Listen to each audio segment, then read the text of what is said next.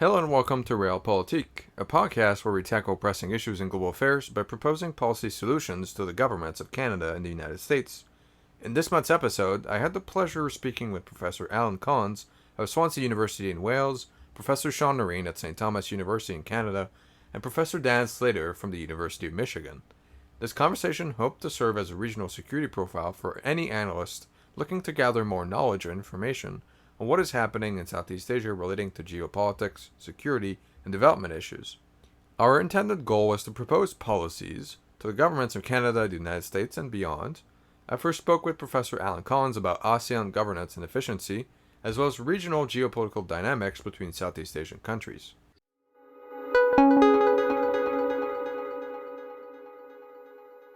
And just to start off, how would you describe the current relations between Southeast Asian countries on security, economic, and political issues? And you can start with whichever one you're most comfortable with. Yeah, sure. Well, actually, I think you can see them holistically. I guess superficially, one would say that they've changed quite a bit. So the states of Southeast Asia, they are members of the Association of Southeast Asian Nations. And this association has embarked upon a community building project. It's got ambitions to have this completed by, well, I think it's now 2025, but it keeps pushing it back because this is, of course, a very long-term project.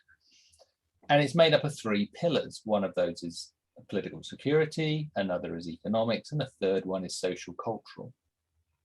So superficially, it looks as if these relations between these states are improving considerably because they're sort of harmonizing a whole series of domestic policies in order to create this community based around these pillars.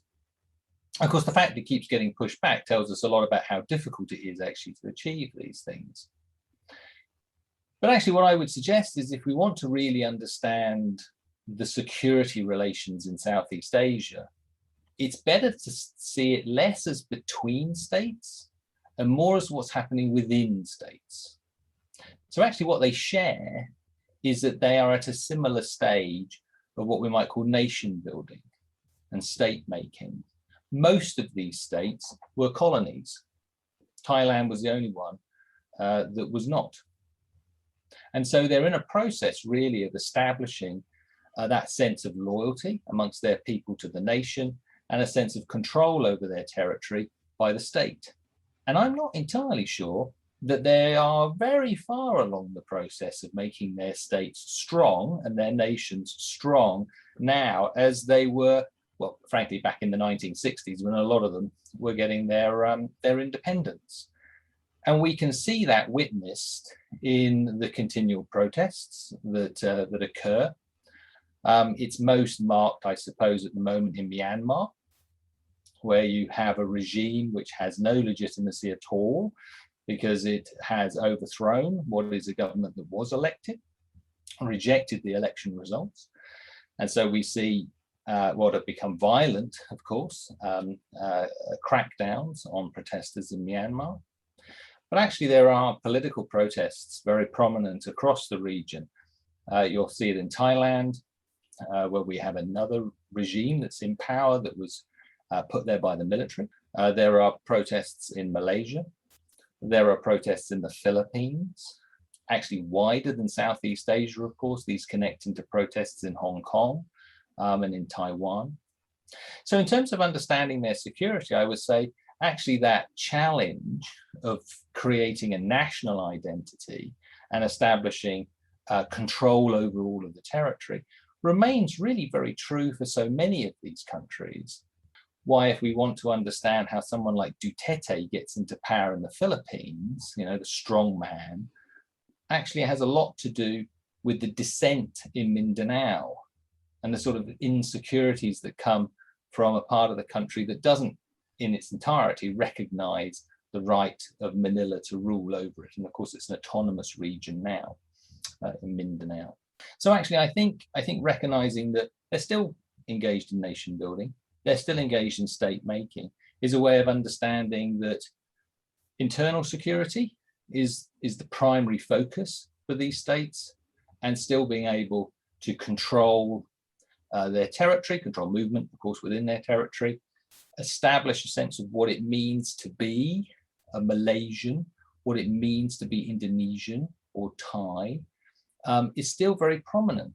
So if I can just for a moment talk in terms of Malaysia, Malaysia embraces the idea of it being a multi-ethnic state with a very sizable Chinese Malaysian population and Indian. But I think if you were Chinese Malaysian or Indian Malaysian, you would say there is operating within this country positive discrimination and a sense of grievance that actually the Malay benefit more from being part of Malaysia than those of Chinese descent and those of Indian descent.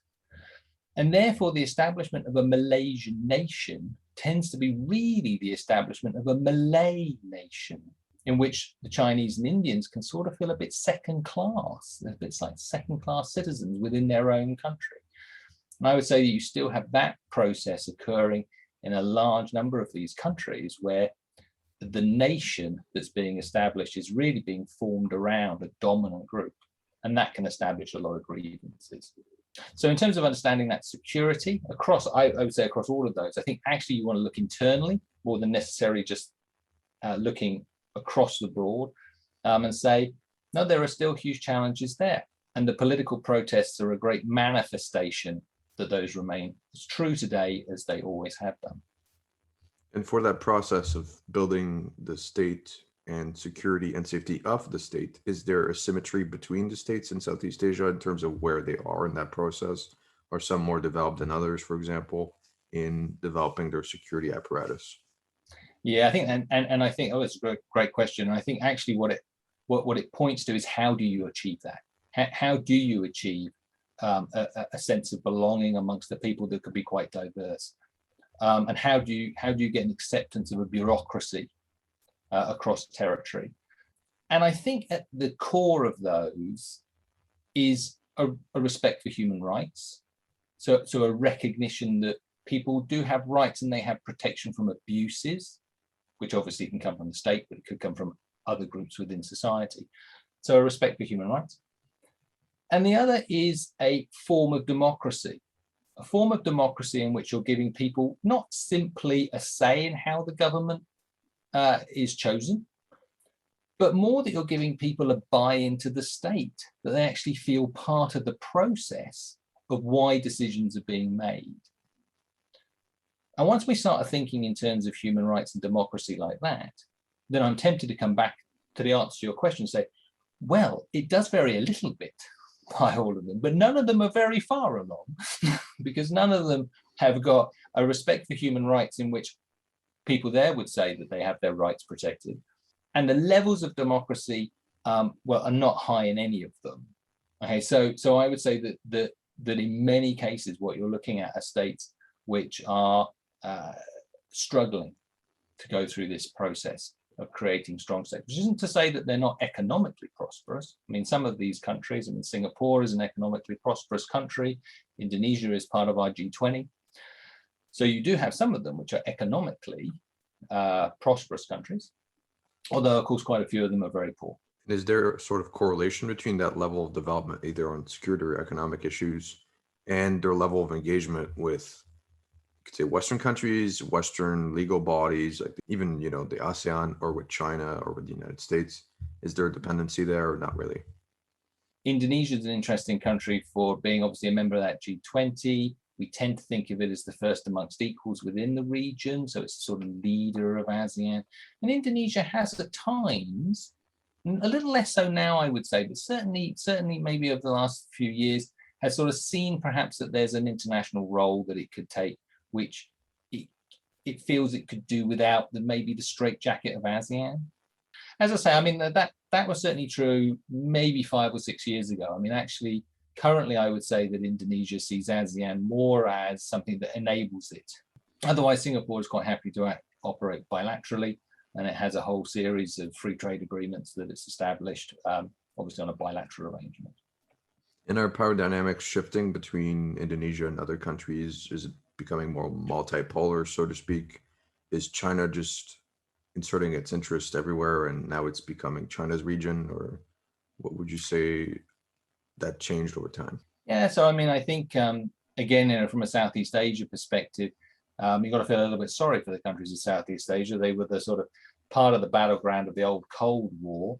And I think quite rightly, they're concerned that as things progress now, and we've sort of moved away from the language of this century being about the Asia Pacific, and now it tends to be a little bit more that it's the Indo-Pacific. So you can see a sort of focus then on less the Pacific Ocean and more now the emergence of India, the rise of China, of course, the United States interest, and there in the middle of the Indo-Pacific is Southeast Asia. So, I mean, I think for the countries of Southeast Asia, there must be that worry again that as China emerges as a peer competitor to the United States, that yet again, they may become the geographical footprint in which this happens.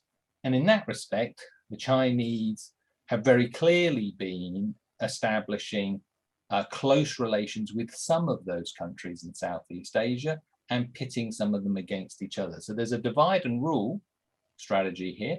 So China has very good relations with Cambodia. It has good relations with Myanmar. It has developing relations with Brunei.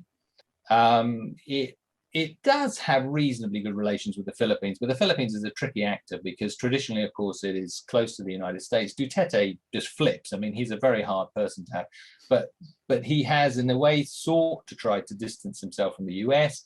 That's pulled him a little bit closer to China, but he's slightly too close to China. So the Philippines is a bit more tricky.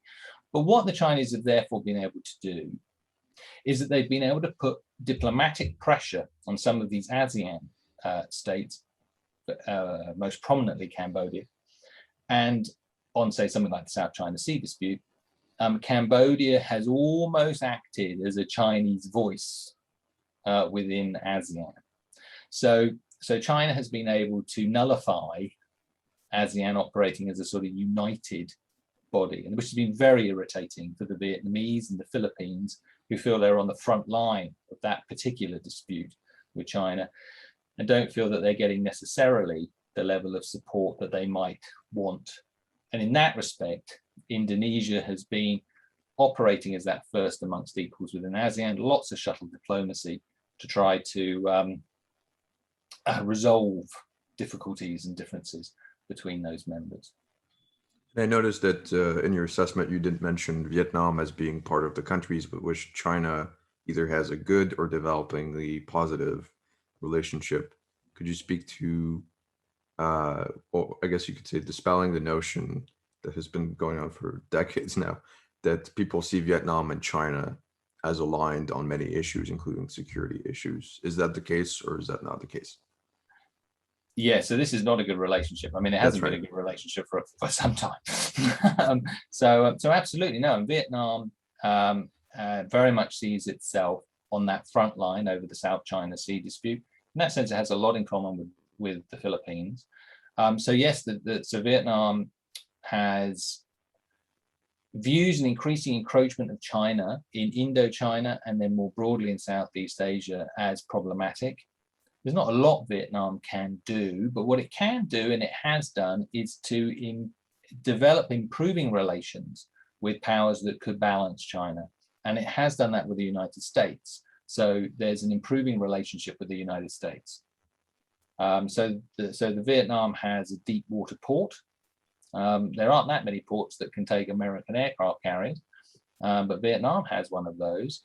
And it will be very interesting to see, as we see the United States and the UK is going to do this as well, sail ships through the South China Sea to reinforce freedom of navigation over the high seas. It would be very interesting to see whether we see any port visits to Vietnam, and that would be a very clear indication of Vietnam supporting the presence of these naval forces in the region. And that's one way in which it could attempt to balance. So others have done that. Singapore has done that. Singapore makes its facilities available for the United States. So the US can dock its ships there and Singapore, and that's a very clear indication. Usually one can rely on the Philippines. As I say, there's a bit up and down at the moment with Duterte, but generally you can rely on the Philippines to do that as well. So what you tend to find is you find individually those Southeast Asian states will welcome in a US presence as a balance to China, whilst ASEAN as a whole will talk in terms of engaging China. And actually, that's quite important to recognize that part of this sort of nation building and state making isn't just purely an internal focus. It's also a recognition that external powers and their involvement in the region is not always beneficial to state making and nation building, because those external powers come with their own ambitions, their own objectives, and they may not align with what the states want. And so what they've tried to do through ASEAN is to limit that involvement, and they've tried to limit it in a way by establishing the agenda. If you want to have a relationship, if you want to engage in Southeast Asia, then there are certain things you have to agree to. It's more aspirational, more aspirational than necessarily reality. But ASEAN has something called the Treaty of Amity and Cooperation. And if you want to have a relationship with ASEAN, you've got to sign it. You're not signing up to anything you haven't signed up to in the UN declaration, frankly. But still, it means that you recognize that there is this body called ASEAN that exists. And if you want to have a relationship with any of these states, you recognize that they're members of ASEAN. And ASEAN uses the discourse of ASEAN centrality. It will talk of ASEAN being in the driver's seat. When it came to the Indo-Pacific, ASEAN has released an outlook on the Indo-Pacific, and it uses terminology there that is both reminiscent of some of the language the US will use, but also the language the Chinese will use. Okay, so what ASEAN is doing is it's positioning itself there by saying both of these players have got an interest in this region. We recognize that. So we're not excluding, we're not seeking to exclude, but then by using that language, you also begin to frame what this can be about. And so they talked about economic cooperation, sustainable development, and that type of thing. So you're trying to frame what it is that engagement will be. And that's probably about as best as they can do. Next, Professor Collins and I spoke about great power competition in the region, focusing on the United States and China, as well as regional powers. That's right, and referencing the global powers and how they impact regional organizations like ASEAN. Would you say ASEAN has become, or even has always been, this sort of vector for great power competition or great power control, even depending on the century? So back in the 50s and until the 2000s, it might have been the US, and now is it China? Or do you think it's more complex than that? It's more fractured than that? Does it have any power at all beyond great powers putting in their interests in the organization and using it as a way to input itself in its interests? I mean, so ASEAN it's important to recognize that it's intergovernmental. So this is not a sort of supranational organization. It certainly has no powers to tell member states what to do. And that's not how it operates. So in terms of the looking out and engaging with external powers, then essentially ASEAN attempts to establish a whole raft of fora in which it uses its modus operandi to try to guide the type of discussion and dialogue you can have. So of course, ASEAN has established an ASEAN regional forum, membership across the world. You've got the East Asia Summit. You have ASEAN +3, and the 3 being South Korea, Japan, and China. You have various fora for ministerial meetings. You have ASEAN Defense Ministerial meetings, and they have them plus, and then in come all the other ones from the other countries. At a heads of state meeting, at the foreign ministers meeting, these are annual. You have side meetings. So that's again where you're engaging with the relevant ministries from outside the region. And what ASEAN is doing is it's establishing, therefore, as I say, its centrality, that you don't ignore it. But it's also trying to use its modus operandi to guide great power interaction. And very often then what you see is this notion of consensus building. This is not about pushing anything against somebody's wishes. Okay, so it's consensus building, seeking harmonization.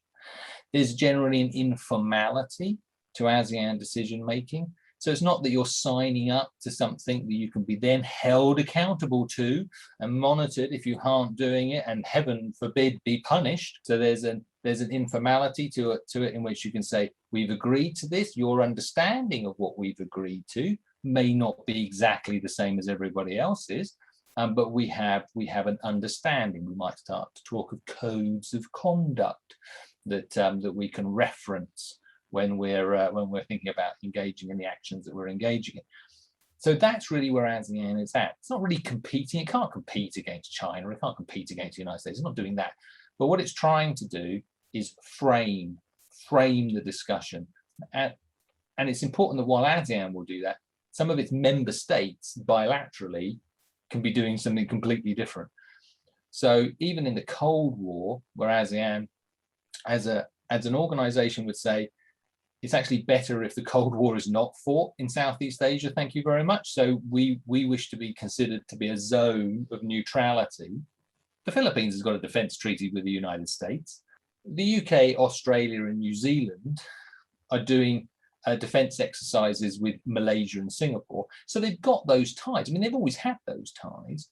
And so today, when you look at it, you can say, well, yes, I mean, countries like Singapore, Malaysia, Thailand, Indonesia are going to have closer links to the West.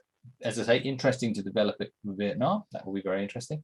Whereas Myanmar, Cambodia, Laos, much more connected into China. Okay, so although, as I say, as a collective, they will seek to engage as a whole with notions of consensus and informality, we know bilaterally you've got something else that's going on.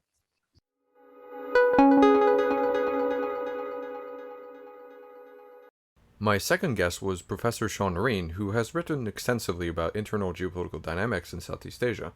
We first spoke about the fragility in systematic governance in Southeast Asia and the non-interference principle applied in Southeast Asia.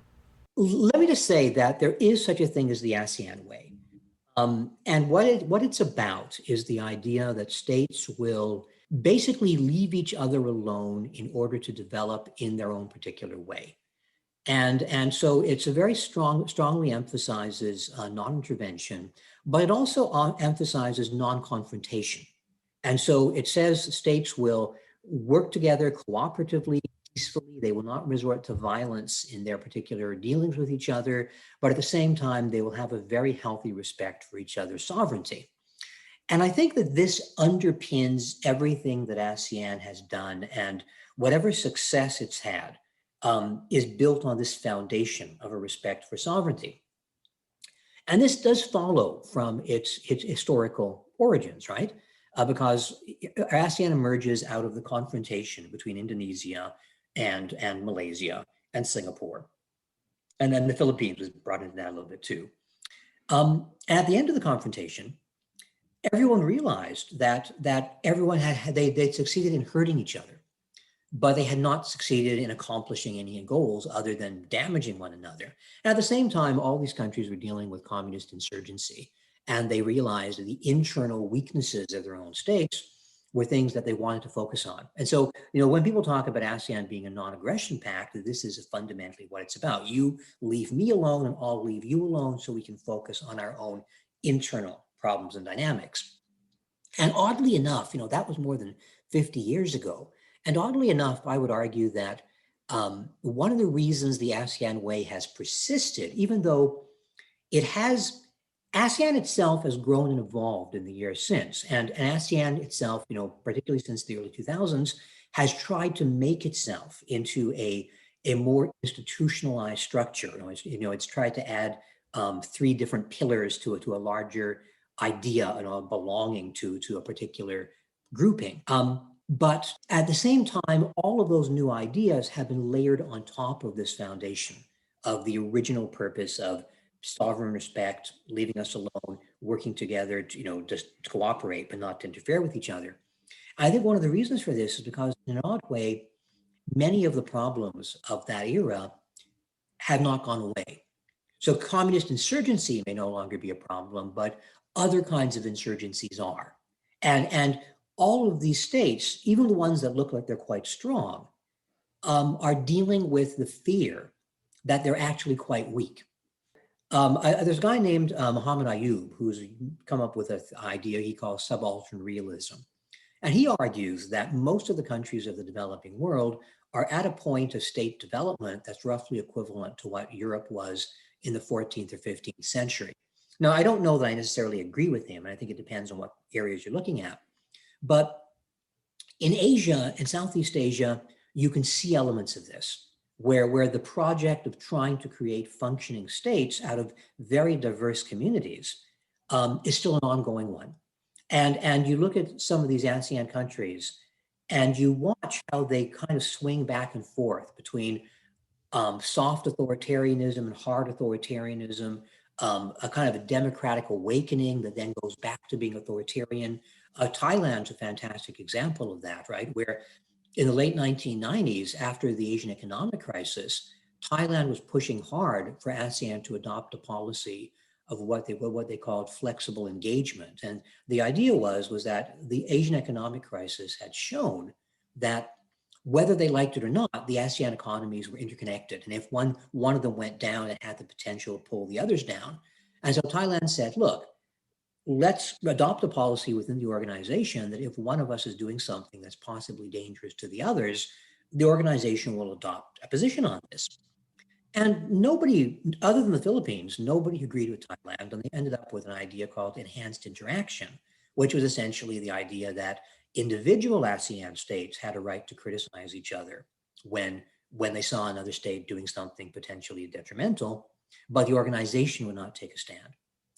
Enhanced interaction very quickly led to a crisis. And so even that watered down form of allowing criticism very quickly led to a situation where Malaysia was exchanging threats with Thailand and Indonesia. And it illustrated, I think, both the necessity of this idea of non-interference, but it also demonstrated that Thailand in the late 1990s is not Thailand today. Because after that, Thailand had been at that point seen as a pretty stable democracy. And then by 2006 and again in 2014, there were coups. The era of coups supposedly was over, and yet they came back again.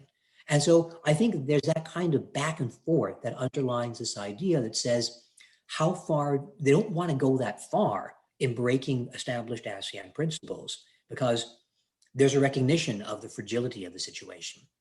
And with this constant change, is there anything else that they agree on in terms of human rights, democracy, any kind of political or economic principles beyond non-intervention and non-interference? Well, I don't really think so. I mean, it's kind of hard to tell because when you look at the present situation regarding Myanmar, for example, Singapore, Indonesia, and Malaysia have all roundly criticized Myanmar's, the military leadership in Myanmar and their recent coup. Yet at the same time, other ASEAN countries have come forward. For example, I was reading an editorial in a Cambodian newspaper that said, yes, what Myanmar has done, what the Myanmar military has done is wrong and it's problematic and it has to stop. But we need to deal with this quietly and we need to deal with this gently, and we should all be doing it internally. And we shouldn't be saying things like what Singapore and Malaysia and Indonesia are saying, because that makes the situation worse. Making this argument, the Cambodians were saying, if we look back on our own history with Myanmar, the soft approach worked far better than the aggressive, arrogant approach. But historically, the ASEAN countries have all agreed, for example, that human rights is not an issue. And this is pretty common across Asia, even Japan, right? Back when the Tiananmen Square massacre occurred, Japan, sanctioned China for a very brief period of time and then let it go. The ASEAN states were always in China's corner. And of course, the argument essentially was sovereignty. Like what we do, what individual states do within their own borders is their own business. And as long as it doesn't fall over into other people's affairs across the borders, we have no right to criticize. And as bizarre as it sounds, I remember Indonesia was a country that at the time ASEAN was created was in the process of massacring up to 1 million people, right? And it doesn't even talk about what subsequently happened in East Timor. And so you've got an example in ASEAN's midst where its leading country was responsible for one of the worst massacres in that region's history. And it's a region that's full of massacres, right? Cambodia, of course, comes immediately to mind as well. So I think that the principle has been you leave each other alone. And also there's a certain bizarre kind of respect for one another, because there is this sense of the problems and complications that we have to deal with in being leaders of very diverse and complex states, only we can understand. And so there's this sense of we don't criticize each other's governmental decisions because we're all in the same boat to one degree or another. And you don't want to rock that boat. And not only because you're afraid of other people criticizing you, though that's part of it, but also because there's an understanding of the difficulties involved in ruling diverse states. And this isn't to make excuses for authoritarianism and the corruption that often comes with it. You know, Indonesia under Suharto was a horribly corrupt place, you know, but at the same time, it did rise to a position of economic achievement that ultimately, in some ways, you can argue, led to his downfall, right? And so there's a complex pattern here. And that is something I do appreciate. I think that China appreciates as well. When China makes this argument that says, we respect sovereignty, and that every country has its own route to follow on its path to development, I think the Chinese simply have a point. But I also think, and this is something that I think we need to emphasize to some degree, there's nothing controversial in China saying that.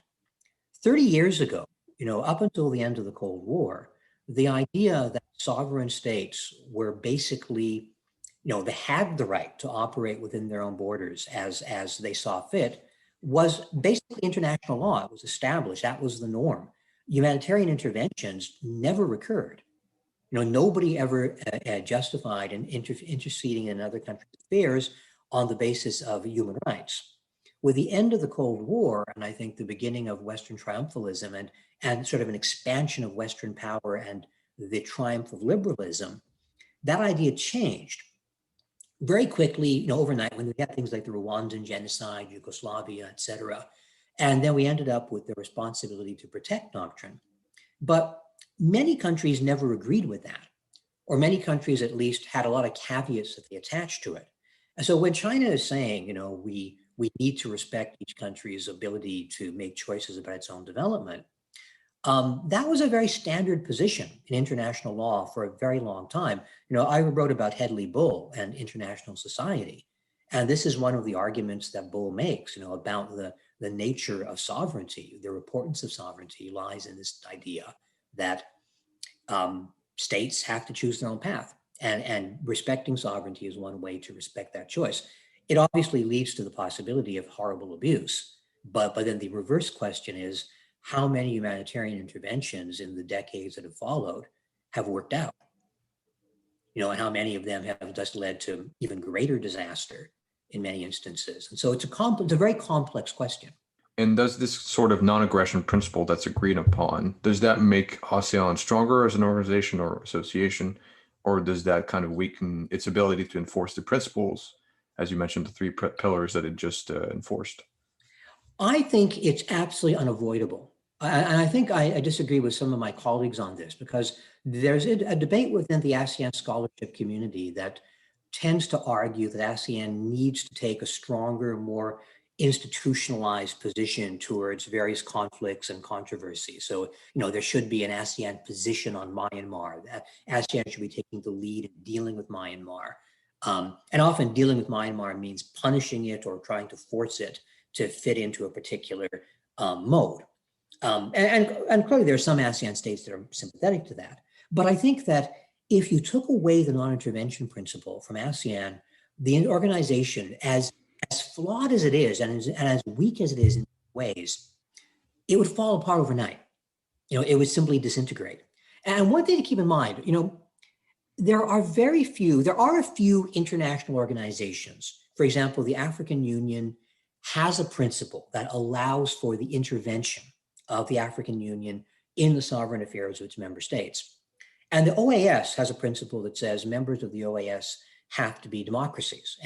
But when you look at the particular reasons for these organizations adopting those positions, they reflect their particular historical circumstances. And in the case of Africa, they also reflect the fact that the geographical reality is that instability in one African state is bound to spill across its borders and affect several others. And so everyone actually has a vested interest in protecting their own sovereignty by interfering, ironically enough, in the sovereignty of another state to prevent that kind of thing.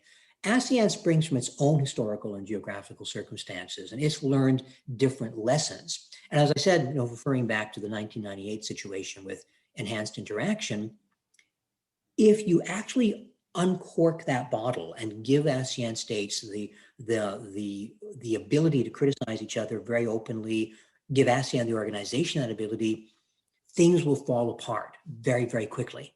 And so I think what ASEAN's tried to do through its institutions is move very gradually in a certain kind of direction. So you look at things like the ASEAN Charter, and the ASEAN Charter talks about the promotion of human rights and democratic values. But at the same time, it also gives priority to the ideas of state sovereignty and the right of states to make their own decisions.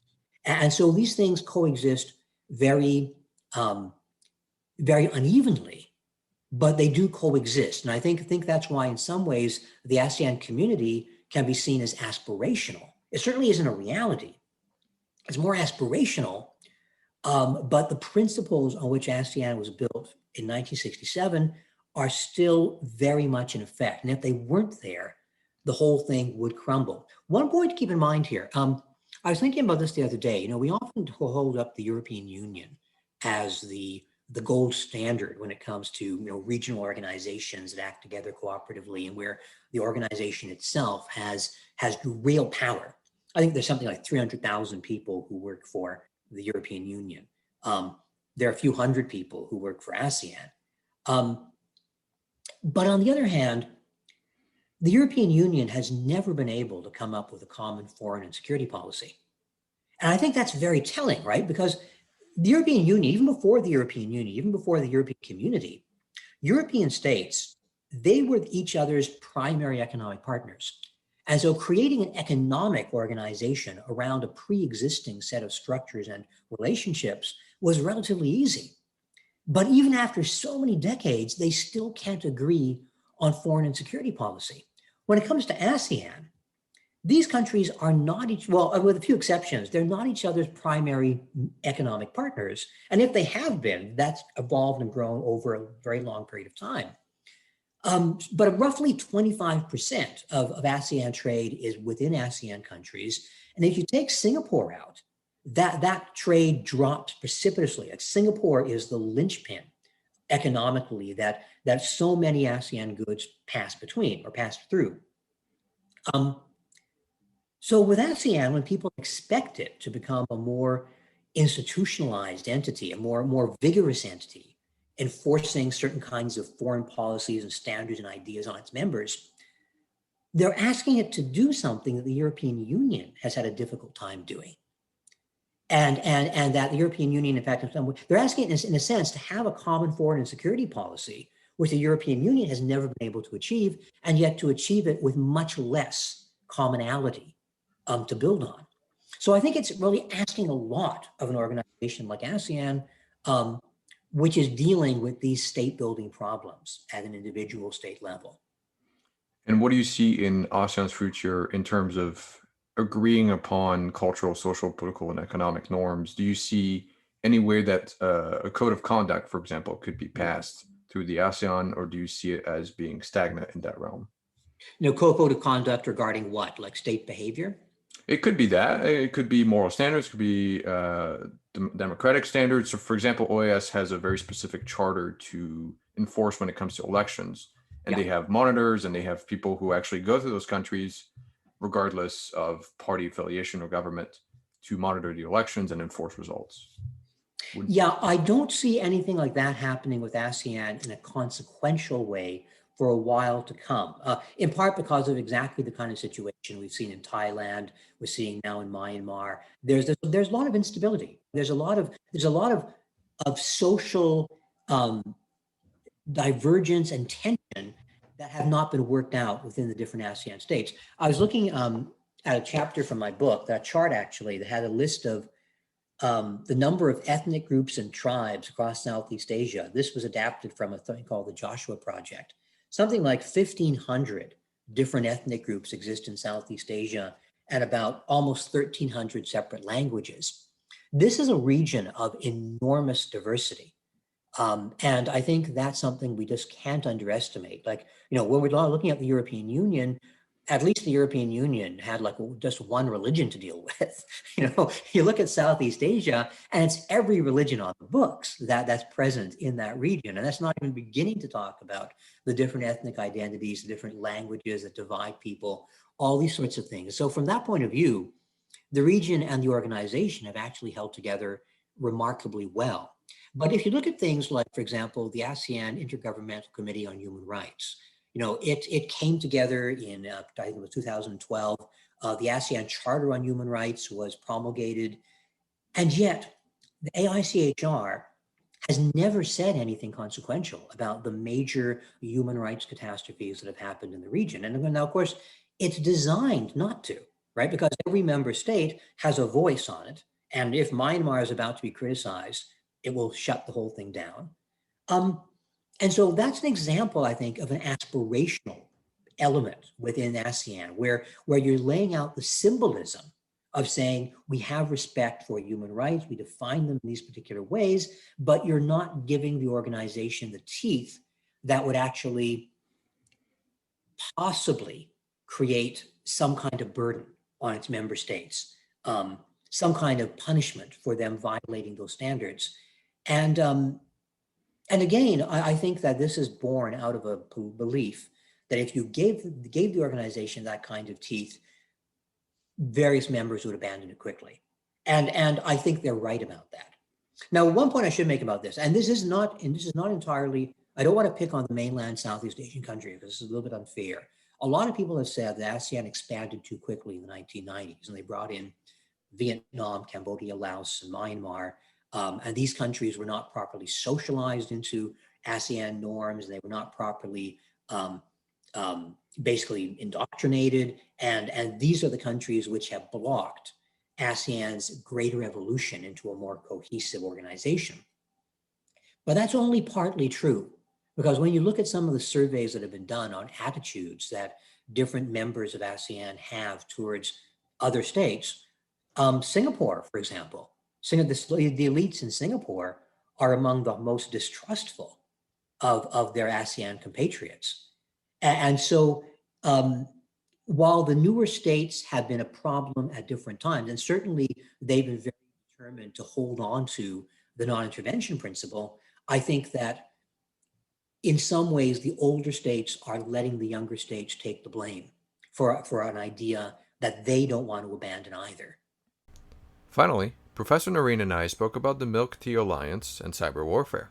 I wouldn't exaggerate the importance of the Milk Tea Alliance, but I do think it's an interesting and very positive use of social media, of the social networks. And I do think the idea of people encouraging each other and pushing back against authoritarianism within their own states is a good example of, I think, letting people deal with their political problems in their own ways. Now that leads to my belief that two things I wanted to say that follow from that.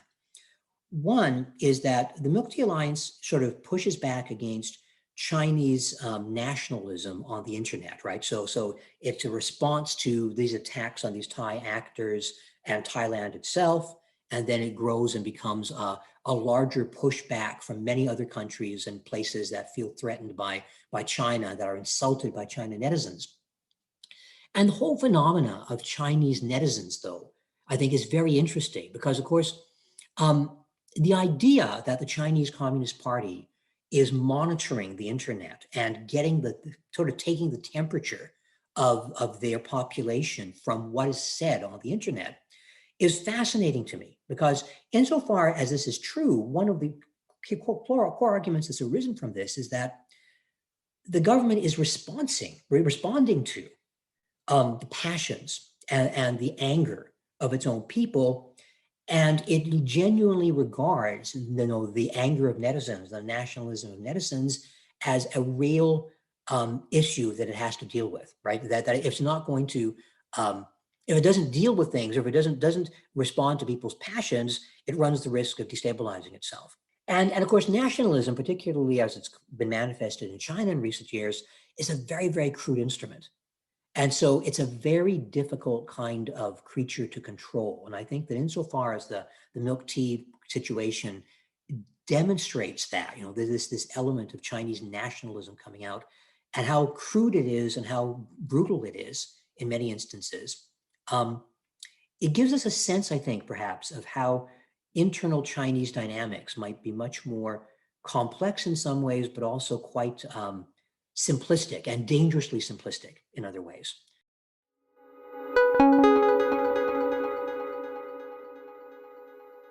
My third guest, Professor Dan Slater from the University of Michigan, began by speaking about the South China Sea and the Mekong and how they tie into U.S. domestic politics. So I think of the South China Sea primarily as a global economic issue, to be honest, because the South China Sea is such an important thoroughfare for so much of global trade, and for most of Asia, and for the Western Hemisphere as well, United States as well as Canada.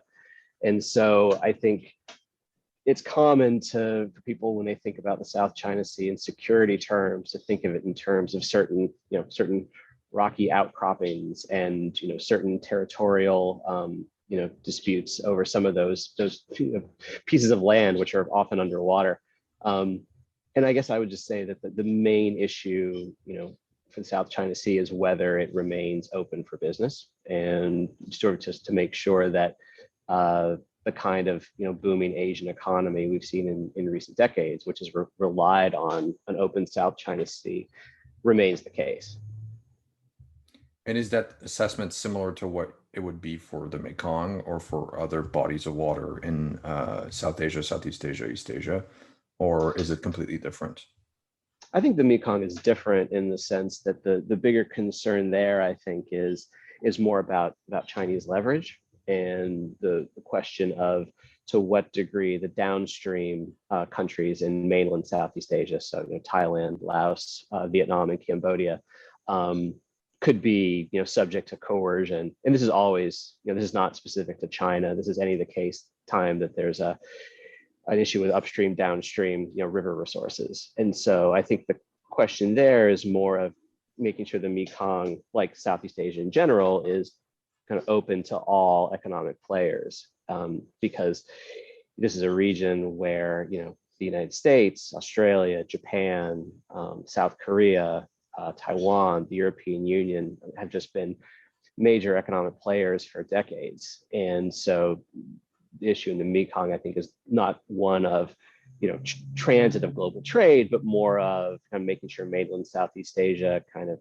maintains its kind of balanced relationships with major economic and political powers in the world. Do Americans, how do Americans see these issues over the South China Sea? Do they care? How do American politicians kind of bring that into the conversation? The United States is again trying to pivot toward Asia under the Biden administration, as under the Obama administration. And I think that there's a tendency, an unfortunate tendency, for everything to be viewed through the US-China relationship. And so I think that the South China Sea is, as I was saying, it's a global trade issue. It's it's not unlike the Straits of Malacca in Southeast Asia, in the sense of the whole world benefits from there being open transit through, and rules-based settlements of disputes over territory and traffic through these thoroughfares. And so I think that in the United States case, I think it's largely viewed, my perception is it's largely viewed through the wider lens of kind of China's growing role in Asia and globally, and a real emphasis on the ways in which, certainly under Xi Jinping, it's been a more assertive foreign policy, and to what degree this represents either, is this just a new big power with the existing international game, or is this a game-changing kind of development? And you mentioned the Biden administration there. What do you think of their approach to Southeast Asia? Has it been satisfactory, different from the Obama administration's? Yeah, they've definitely been slow to move the focus there. But to be fair, there's been certainly this increased focus on Asia writ large. So it makes sense, given the kind of damage that was being done to alliance relationships in Japan and South Korea in particular. It makes sense that the Secretary of Defense's first visit would be there. It makes sense that the first and foremost, the Northeast Asian allies have been the top priority. I think that's understandable from an American perspective. But Southeast Asia knows when it's being neglected, and it knows that the reliability of American partnership in the region is always, I think, a very, very shaky thing. And I think after 4 years of the Trump administration, that's become far shakier. And so I think there are real deep worries about the reliability of American commitments in the region, the degree to which the Americans are willing to provide resources. I would say that the rhetoric at this point is very much what people in Southeast Asia want to hear. And so the Secretary of Defense gave a speech in Singapore. He's currently in Vietnam, and he's speaking the language of partnership. He's speaking languages of shared history, shared futures, and the commitments all sound right. But the problem is that it's just not clear that domestic politics in the United States are going to allow the United States to play a real committed role in Southeast Asia, and that begins certainly with COVID vaccines. And there, the Biden administration has made some real steps forward to their credit. And so, Southeast Asia, everything begins with the economy. And the real question is, if the United States wants to be a major player in Southeast Asia, they have to pay the ante. They have to be willing to bring economic resources, trade, aid, investment, technology. They have to be, willing to bring those things to the region, whether or not in competition with China, just merely on their own merits. And so I think that the Biden administration is doing what has to be done first and foremost, which is to kind of, reset things, to sort of pursue a fresh start, do damage control, frankly, after the last 4 years. Merely showing up in the region, as the Secretary of Defense currently is a step forward. But there's a lot of damage to be undone. And for the US to be a major player in the region, as the role of China increases, and as, again, there are many other players in the region. This is a place where a lot of serious world powers are very, very active. The United States, if the United States sees Southeast Asia through the same lens it increasingly sees China, which is that China is an economic threat, and that U.S. trade with China has been to America's detriment. The worry there is that people start to perceive that to be true of all of Asia. And to the degree that the US is not an active trading partner with and trying to build stronger trade relationships, investment relationships, economic relationships in Southeast Asia, it would be bad for Southeast Asia, and I would argue bad for the United States as well. And so I think the big question in a way is, in the United States, is how do you regenerate any kind of political support for a more active internationalist, multilateral agenda in Southeast Asia. We then discussed the U.S. presence in Southeast Asia and how that might lead to multipolarity in the region.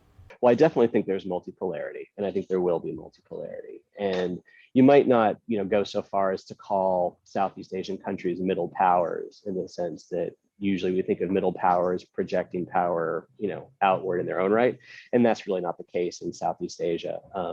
These are all, countries that are sort of on the back foot. None of them have any illusions that they can shape global order in some way to their liking. They are in the shadow of again, China, the United States, the European Union, Japan, and the like, and they need those countries for investment. They need them for trade. They need them for military support in many cases. So but it is multipolar. And this is a region where China is a latecomer in terms of economic development in East Asia. You've seen since the Cold War, rapid growth, throughout most of Southeast Asia, certainly in Northeast Asia. And, there's just a lot of confidence, well-governed, strong states in the region. There's a lot of variation, of course, but basically this is not a region of pushovers, and it's not going to be anybody's sphere of influence. I think that there are certain dyadic ties which could take on the form of almost more like a client relationship. So something like China and Laos, for instance, China and Cambodia, something like the United States and the Philippines. But really, in all of these cases, these countries are going to work toward not being too overly reliant on any one outside power. And so I do think multipolarity is the name of the game in Asia. I think it's a region that nobody is going to be able to dominate. And I think that the key, for the United States or for Canada or for anybody operating in the region is that if you're interested in partnerships, and this is the kind of the big theme of the Biden administration in Southeast Asia right now, it's partnerships, which is great.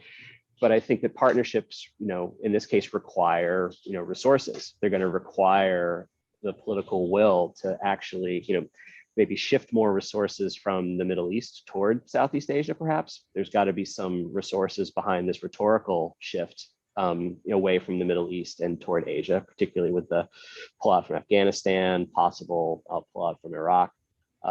Because if the only way you look at Southeast Asia is as allies ballast against China, then that's not a partnership. That's basically a pawn. And governments in Southeast Asia are very, very astute and very savvy to how much pull they have and how they're being treated. And if you treat Southeast Asia as nothing more than pawns in US-China rivalry, that's not going to be a way for the US to cement positive working relationships with Southeast Asian governments in ways that are going to, again, my argument would be very good for the United States, and for Canada as well in the long run. This is the most vibrant part of the global economy. It's going to remain the most vibrant part of the global economy. And you don't want to be left out of or not a major participant in the most vibrant part of the global economy, especially, as these countries get richer, services are going to be a bigger part of the economy, and countries like the United States and Canada are very, very competitive globally in services. So the argument could certainly be made that in terms of manufacturing, there's obviously been huge disruption to North American economies in terms of manufactured imports from Asia. But the risk is that erodes all political support for a positive trading relationship across the Pacific, which has been I think just vital to the boom that this region has experienced over the past 50 years or so. Our next topic of discussion was the COVID-19 pandemic and the adequacy, or lack thereof, of the responses of Southeast Asian nations. There's been a lot of variation in response. And, I think initially, in the first waves, Southeast Asia did very, very well, particularly compared to what we would have expected given Southeast Asia's proximity to China. So I think there was a real fear right away that it would look as bad as it looks now, right off the bat. But broadly speaking, the region did relatively well. And again, this is a product of the fact that these are relatively strong states. They're relatively, well-governed places, authoritarian governed places in a lot of, in most of the region, unfortunately. But in terms of, provision of public health, you could do a lot worse. The fact that the current Delta variant and wave going through is so terrible, I wouldn't put it so much on the heads of governments involved, although there have obviously been a lot of failings, but it really is sort of an unprecedented, challenge to governance. And so I would be inclined to be at least somewhat sympathetic, to any government that actually is taking the virus seriously and not relying on misinformation, not discouraging people from getting vaccinated. I mean, that's a pretty low bar, but it's kind of where the bar is, unfortunately, in the world right now. And so I think that as in other areas, these countries they're very proud. They're going to be self-reliant to a degree. They're going to try to use whichever vaccines from outside they see as most beneficial. They're not going to rely, they're going to rely on their own judgment in how they battle this. But there's a lot of variation. Again, I think places like Vietnam and Thailand that initially were doing very, very well are now struggling a lot more. Places like Indonesia and the Philippines have had a pretty rough ride of it throughout. Singapore has ebbed and flowed. So it's a really, again, I think part of the trick here is just attention. I think just that, outside policymakers need to be attentive to all the variation that exists in the region and not think there's a one size fits all prescription for these countries, because they're quite different in many ways. Lastly, we ended our conversation by talking about policy recommendations for the Biden administration going forward. Well, they need to appoint some ambassadors. That's the first thing. There really are just kind of some low-level steps that make a real difference. And so I think, generally speaking, the current visit by the Secretary of Defense, there just needs to be follow-up. So the rhetoric, I think, is pointing in the right direction. I think that resources need to be pointing in the right direction. And I think that the Biden administration needs to find ways of talking about these things politically that will work. Now, it's really in a bind in the sense that anti-China sentiment is just so strong, and in both parties. And obviously, the last thing Biden wants is to be seen as vulnerable on China and lose these swing states in 2024 if Trump runs against them again. And so the prospects for any kind of smoothing out of U.S.-China relations, I think are very slim. But I think there is a way of talking about Asia more broadly as a region where American partnerships are good for America and good for the American economy, and try to be energetic and creative in coming up with ways that those partnerships that the Secretary of Defense is talking about take on real, economic form in particular, and sort of show Southeast Asia that America can be critical to helping Southeast Asia's economic recovery, through COVID, through Southeast Asia's continued economic development, as in past decades, and to make the case, at least gradually begin making the case to the American people that America will benefit from these things as well, that our economy also benefits from its international involvements, and try not to retreat too entirely from the kind of forward steps on trade that the Obama administration made. This is very politically touchy. The bipartisan consensus against trade and skepticism toward trade with Asia right now, I think, is very, very strong. And I think probably the best thing that the United States could do, or that Canada could do for that matter, is just to try to restore that sense of appreciation for what the global economy can do, and how involvement in it can be beneficial to wealthy countries like the United States and Canada, which ultimately are going to want exports for high-end products, for high-end services and the like. And so I think that would probably be the most important thing going forward. But ultimately, first thing, the Biden administration has to reset things. It has to kind of undo the retreat from Asia of the Trump foreign policy, for sure. And so it's kind of doing that necessary repair work.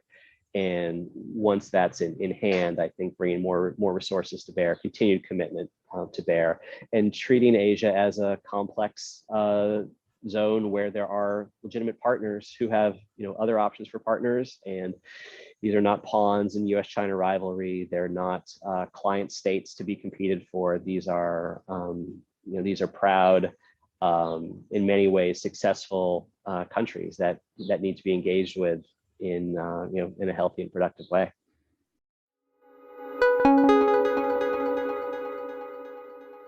That concludes today's rendition of Realpolitik. Join us next month, where we will speak to career diplomat and treaty negotiator John Gilbert about arms control policy. It was a pleasure speaking with Professors Collins, Narine, and Slater, and they are welcome to come back at any time.